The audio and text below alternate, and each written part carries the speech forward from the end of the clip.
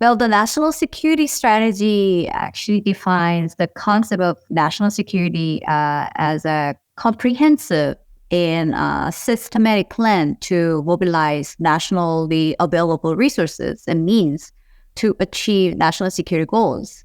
And South Korea's national security strategy presents the means to secure key national interests in the face of challenges and responses.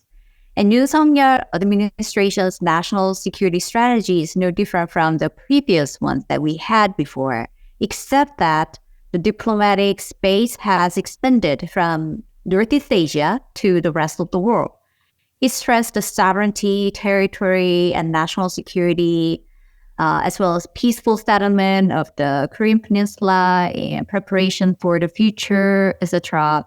Especially, it emphasized a prosperous framework for Asia and expanding its global role as the core goals of national security. The theme of building a strong military based on defense innovation and advanced technology and strengthening the U.S.-ROC alliance into a more comprehensive global alliance is also in line with the previous government's national security strategy.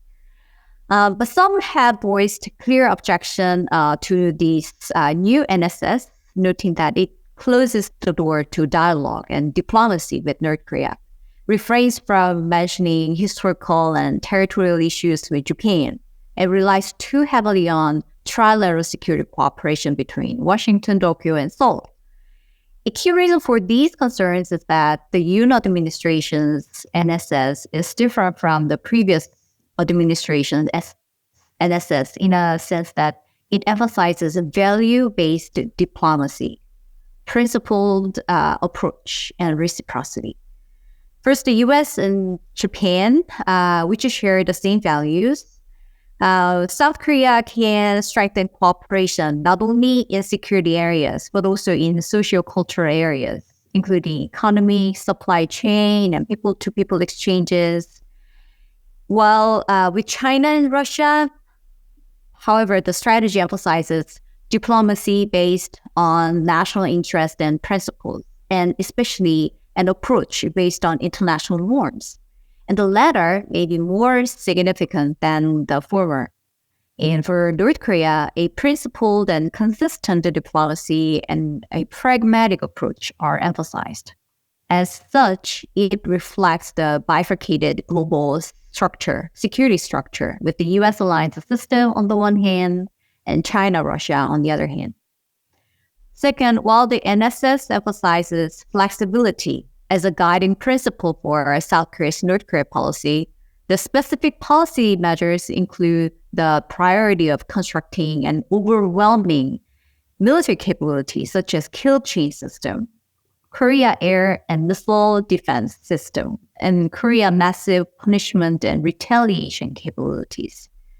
In addition, the creation of strategic command to further enhance deterrence by mobilizing new technologies and the development of an independent surveillance and reconnaissance capability using reconnaissance satellites and unmanned aerial vehicles are also moves to strengthen deterrence against North Korea.